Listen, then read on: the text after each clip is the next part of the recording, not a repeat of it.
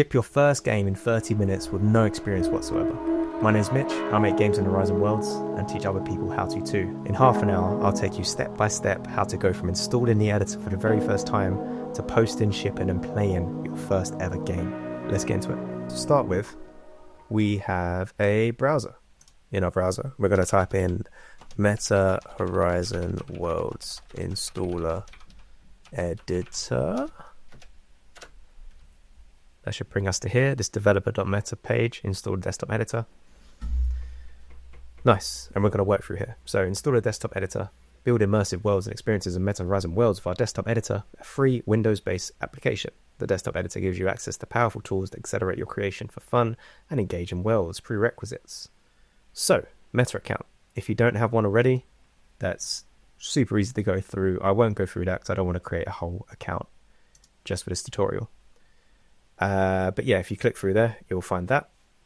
Hardware, Windows 10, and this should be pretty standard setup for what you need now.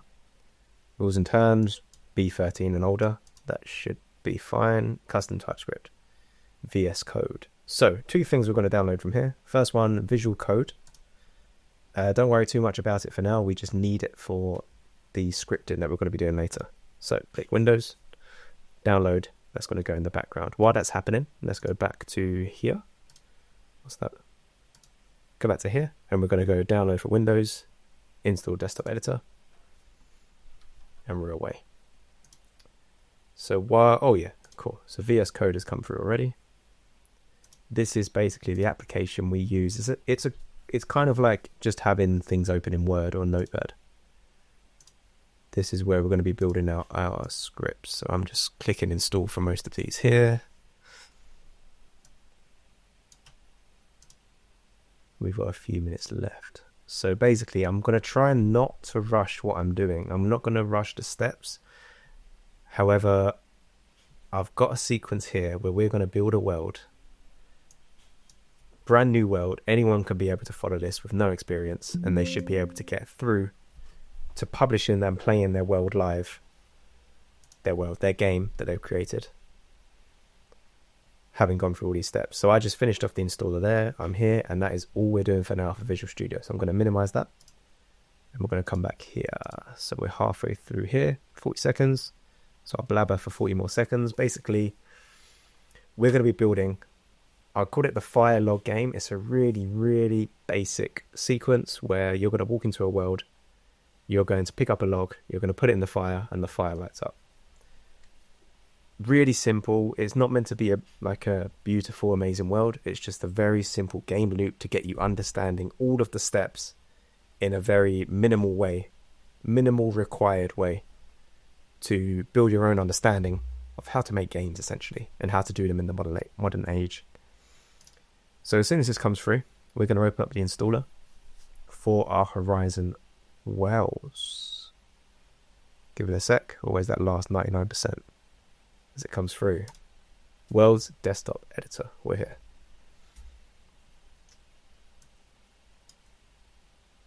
So here we are, preparing to install. I'll zoom in. It's a bit easier to see. Next. Accept. Next. That's fine. Install. And we'll go in here. Cool. Can minimize this. We don't need this for now. And if you're following along, maybe you're watching this for the first time, feel free to do so, watch all the way through. But if you're following through and actually doing the action as you are, you're already past 99% of people because they don't even get this far. They don't even get to actually install in the app. So with this setup, got to go finish. And here we are. I wonder if it will auto sign me in. So it's auto sign me in. What will probably happen for you is that it will ask you to open the browser, which we only minimized here, just to confirm the sign in. So there'll be like sign into Meta. You'll click that and it will go to the browser and just confirm you're signed in. So don't be surprised if that happens, but it should be instant if you're already logged in. Sweet. Here we are, homepage. On my account, I've made a few worlds already, so that's all what they all are there. and that's me practicing what I'm going to show you now. So what we're going to do is we're going to go up here to New World, pick that, and there won't be any dialogue or anything. It will just literally load you straight into that world, and we can get started. So as I was saying, you're already past 99% of people. They don't even get this far. And what we're going to do now, we're going to go into the world we've just created. I'm going to show you the absolute basics of how to navigate and move around. We're going to do some very basic arc. I'm going to give you a script that you can paste into your world, and then we're going to publish it. And to be clear, the intention is just to get you through that flow so you understand how these games are created. So for now, I'm going to close. Okay, so what we're looking at here, we've got the window view here. I can see what's going on. On the left, I've got a hierarchy. So everything I put in my scene is going to appear down on the left side. On the right side, we've got a Gen AI one, which we'll come to later. And then we've got properties. This will get populated if we click on any objects in the scene. And at the top, standard, if you've used any software ever, you'll be aware of this kind of thing. So I'm going to upload this banner at the top first. I'm going to close this Gen AI panel, just for now. And I'm going to switch this asset library to console. That's just how I like it. I like to see the things that we have here, and I'll explain why. Before we get into any kind of options, I just want to show you how I navigate around the scene. My preferred way is to hold down the right click and move your mouse around. That's how I look, so we can see what's behind us, what's in front of us. And then to pan around, if you're not familiar with games on a PC, which some people aren't familiar for some reason, use the arrow keys and you can pan around forward, back, left, right. If you are one of the people that do play games on a keyboard, you have WASD. Left, right, forward, back, and then Q and E allow you to go up and down. This is how I navigate scenes from playing different games and having spectator bots. That's just how I navigate around. If you hold down shift, you'll speed up. Let go, it'll go slower. And if you scroll, we can change that mouse speed. And that's it. I normally leave it set on 26. If I can get it there. There we go. Yeah, so that will, if you've never done that before, that may be a little bit fiddly, but that is just how I move around the scene and understand what I'm doing. Also, you can click on something and press the letter F, and that will zoom into whatever you're talking about there. It's a handy way to zoom into something specific. So, let me remind myself where we are. We've downloaded the app. We've installed it. We've installed VS Code. And we've launched into our very first world where we've navigated around the scene.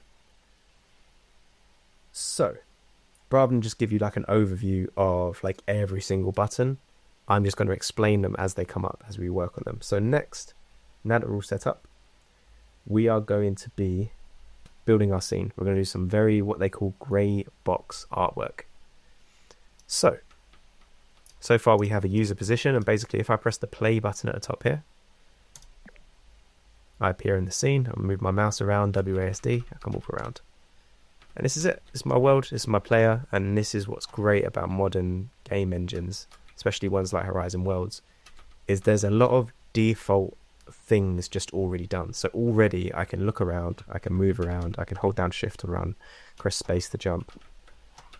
There's that basics there, and I've got a floor panel which I'll show you. If I jump to the end, I can fall off. Press escape twice and we're back out. So for my game, I want a fire, I want a log to put in the fire, and I want a trigger area around the fire. So I'm going to build those out now. So here's our spawn area. I am going to go up top left here. I'll zoom in so you can see. I'm going to go build, shapes, and I'm going to go to cone. This is going to be my fire. And that, so over here, if you look up on the right, position, rotation, scale, tint. I'm just going to change the color here so that you know that that's a fire. And then one other thing is, now I've done that, I'm going to go brightness. Where is it? Here. I'll just set that to 5. That's just in case my skybox turns up a bit dark. speaking of which, let's get a skybox. So to do this, I'm going to go at the top. We've got build system scripts Gen AI. I'm going to click Gen AI, and it opens up this panel that I closed earlier. In 2025 and onwards, this is how you make games. You use AI to help with the more tedious parts, and that's what we're going to do here. So we're going to do something called a skybox, which is basically the atmosphere here where it's blue. We're going to change that to be a forest, and to do that, I click the third tab here, sky, and I type in, basically describe what I want. So I want a forest theme for mine, so I'm going to say golden hour forest. And while that's cooking, I am going to build something else that I've just remembered. I'm going to go to build, top left, shapes, and I want this 10 by 10 plane. I'm going to drag that in here, and that I'm going to paint once this gets done. So in 2025, these kind of tools, they are available, they are great, but they do take a little bit of time. I'm hoping in like a year's time this is like instant and we can just get art generated with AI, but for now it takes a little bit of time, so we need a little bit of patience. But hopefully it doesn't slow us down too much. I'm hoping this whole tutorial can be like 30 minutes, and let's see if that ages well, making that statement there. So we have a player, we have a fire, we have a ground that we're going to paint in a second. But before we do that, let's have a look at our beautiful, give it a sec, processing 99%. Come on. Teasing me. Oh, everything's slowing down, so I think it is loading. Come on, AI. There we go. Look at that. Wow, wow, wow. Okay, that'll do. It always throws in a lake. I don't know why. I'm not complaining, but it always thinks I want a lake. Very nice. Right. We've got a fire, and now just paint our ground. Oh yeah, I need to say save and apply to the sky dome here. I think that worked. I don't know. I think my whole PC may be struggling a little bit. See how it does. Oh, this scene, that's fine. Let's go texture. I've selected my panel here. Texture is this little icon here. And I'm going to say grass floor? Grass, I don't know. Floor, I guess. Yeah, floor. Floor feels like somewhere internally. Interior. But yeah, let's see what happens with on grass floor. It's just thrown that block in here. Oh, I didn't actually show you how to move things around the scene. I just did it. So if I click on this object and then I press W, which is actually a shortcut for this one. Let me zoom in. So we've got select, move, rotate, and scale. Sorry for not going over that. That's just something I did without thinking. Select, move, rotate, scale. I'm going to click move, which shortcut is W. And I'm just going to move that up out of the way so it's not blocking my person. And what do I want to do next? Oh yeah, we're waiting for the image to come through. While it's doing that, let's get our log shape. I'm going to scroll down and get cylinder. Bring that in here. Now, speaking of scale, let's go back to scale. The way I like to scale things is using the numbers up here. But just, oh, that looks horrific. Why does that look so bad? Oh well. For this log, what I'm going to do is actually use the numbers because of how I want to scale it. So let me zoom in up here. Scale, I'm going to leave Y as 1 because that's up and down. And X and Z, I'm going to drop to 0.5. So I entered it, tab, 0.5, enter. Zoom back up. And now I have my log shape. Look at that.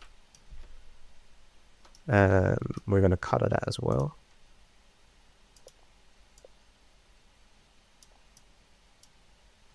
Just really simple stuff. Like, I'm not making this to look pretty. I'm just doing it to show you the absolute basics of a game. So now we have a fire. We have a log. And I need to just save and apply this. Horrific. Oh, I can't do it. Let's go green. grass. Oh, I don't think floor is the right word. What about just green grass? See what happens. Okay, cool. Floor, log, fire. We are missing trigger. So I'm going up to build. I'm going to the second one called gizmos. And here we've got the trigger zone, which I'm going to drag into the scene. I'm just going to put it over our fire cone there. That is smaller than I thought it'd be. So press W to get the move function. Move that over our cone. I am going to press R as the shortcut, which is this one, scale. So I press scale. Expand that out. Like that. That's fine. Cone. Trigger. Log. Player. Now, let's sort this out before I move on. Because what I want to do is just get that basic artwork in, and then from there we just have to essentially do the magic behind the scenes, which is the scripting, and that's going to make things do things. I'll explain. Well, that doesn't really look any better. I don't know why I'm really struggling with this. I've done better textures in the past, but I don't care. Save and apply. Is what it is. Right. What I would normally do, press W. What I would normally do is wait for that to save, and then I duplicate this and I tile it along the floor everywhere. But I can't be bothered. So when it's done saving, I'm just going to scale it across our whole floor. So it's just green grass. Or not. Or just leave it where it is. Anyway. Script. Create new script. We're going to call this simple fire logic. I suggest you name yours the same if you are following along. We're going to click on this, and what it will do by default, it will try to open Visual Studio Code. It should do. You may have to do that click through that I just had to do there, assuming it showed on the screen. Here we are. So I don't want to go too deep into the script inside. What I want you to do is go into the description of this video, find the drive link that I would have put in. When you click it, don't be alarmed when it says you're leaving YouTube. That's fine. You're leaving to another Google app called Google Drive, and on there you should be able to download a text file. Copy the text from it and just replace everything in your simple fire logic file. So to do that, I'm going to grab my own one. In fact, I should already have it on the on my clipboard. So there we go. You should have 235 lines for your simple fire and log file. If you are interested and you can read code, feel free to jump in, have a look at all these comments explaining it. If you don't read code, don't even worry about it. Just press Control S and then minimize that. Literally don't even worry about it. That's done. That's here. Give it a second. That now says compiling. And now it says compiled. So that's all good. What I want you to do now is to stick with me. If you don't know what's going on, just literally step by step follow what I'm doing. Here's the trigger. Our trigger area. Just to keep things simple, I'll show you how to rename things. So over on the hierarchy up here, the one that says cone, I'm going to right click, rename, and I'm just going to call that fire. Below I have primitive cylinder. I'm going to right click, rename, and call that log. The reason I'm doing that is because now I'm going to click on the trigger. Do you remember this, what I was talking about earlier, the properties panel? Whoa, wrong button. Over here we have properties panel to the right of this Gen AI one, which we can actually close now. Down here at the bottom we have this big blue button called attach script. Click that, and I'm going to attach the script that we copy and pasted in. When I do so, I get two fields that I can fill out. For the fire object, I'm going to click none, and I'm going to click fire. That's why we renamed it, just so it was easier from the drop down here. Log, same thing, click log. Zoom back out. And believe it or not, that's it. You now have a working game. And I can prove it to you by pressing play. here. I missed one thing. So right now, what the script has done is magic behind the scenes. It's made the fire disappear, and what will happen is if I make that log grabbable, I can drop it in the fire. So right now I walk into it, I can't actually pick it up, and the fire is invisible. So I press escape twice. What do we need to do? We need to click on the log, over on our properties panel again, and near the top there should be something. Oh, okay, under behavior, visible, collidable, collide layer, under motion, change that from animated to interactive, and then another one appears called interaction, grabbable. That's perfect. So now that's done, I'm going to press play, and it now lights up with E to pick it up, so I'm going to press E. And then, sorry, let me escape to remember where my fire is. It's right there. Cool. So now I pick the log up, walk into the fire, and as soon as I entered that trigger area, the fire appeared. What the script also does is after 5 seconds, it kills the fire, so I can put another log on top. That's it. Nothing special. Very, very simple behavior that I just want you to see, and hopefully if you're following along, build yourself to understand how you go through these steps. So what have we done? We've downloaded, installed, set up VS Code, so you have a coding environment ready. We did some minimal artwork. We learned how to move around the scene, copy, paste, and whatever, scale objects and things like that. We learned how to rename objects. And we've learned how to set up a script and apply that script to our objects.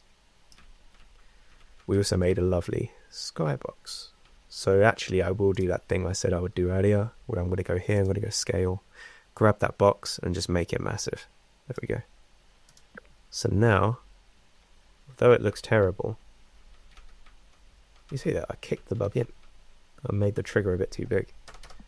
But now we have something that works. That's something that does something. The final step.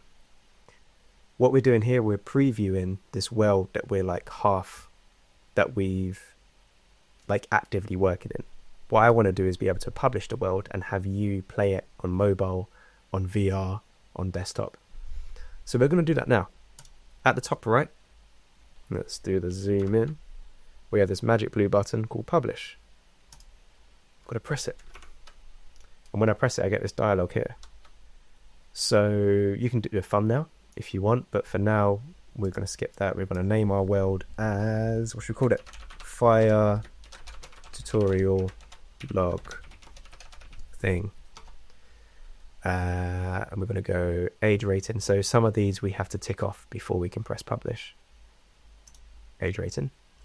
I just do none of the above unless I have added anything like that, which I haven't.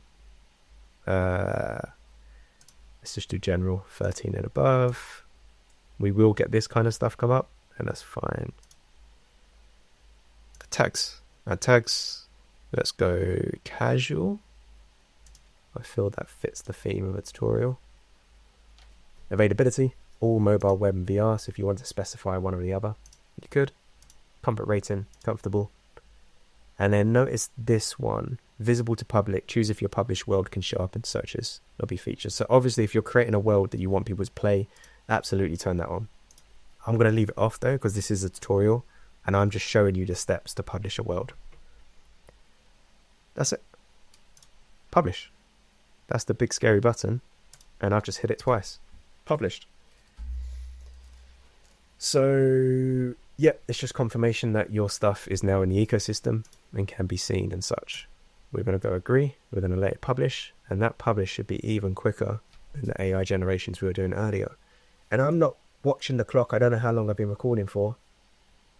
Under 30 minutes. Let's go. So if you're following along, I want you to do this last thing. Up where the play is at the top, there's 3 dots. Click that. Go down to preview actions. Let's zoom in so it's a little bit clearer. 3 dots. Preview actions. Open preview build-in browser.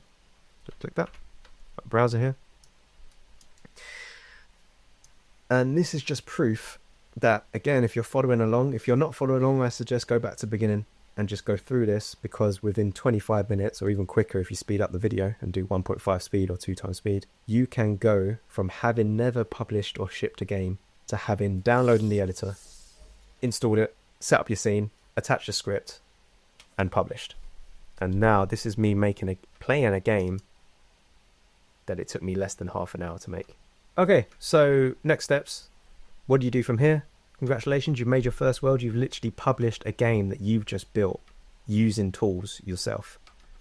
So next steps from here. So first of all, if you go back into the description, you'll find this world that I've created a little bit more advanced, a little bit, fancier, that you can remix with a new feature that they've started in September of 2025. You can remix the world that I'll send you, so feel free to jump in that and have a play of other things that you can do. I'll try and put a bit more time into that after I upload this tutorial. The other thing is, a thing that I'm quite passionate about is being able to code without traditional education or experience with coding. It's something that is just inherently overwhelming when you get into that kind of thing. But my goal here, and what I'm planning to document with this channel, is that with AI tools, anyone can code. You no longer need to be bottlenecked by not understanding syntax or different coding languages, or understanding, basically learning a whole language of how to talk computer and make things work. AI can do the computer talking for you and then translate it into layman terms. The way to do that is through things called MCPs, which are agentic AI tools. So I'm just going to open up this one. Just for example, this is Cursor. This is what I've been using. What happens here is you get a chat thread on the left where you set up an agent, and the AI basically does the coding for you. It spits out your code here, and I don't even need, because it adds comments so well, I don't even need to understand syntax or anything. I just need to follow clear steps in terms of preparing my AI to understand the context of what I need it to achieve via docs, PRD, rules, essentially guardrails for the AI to understand how I need to do what it needs to do, and troubleshoot all the pitfalls it's going to fall into, basically guide it in the right direction, and it will come out with beautiful code that I can then use.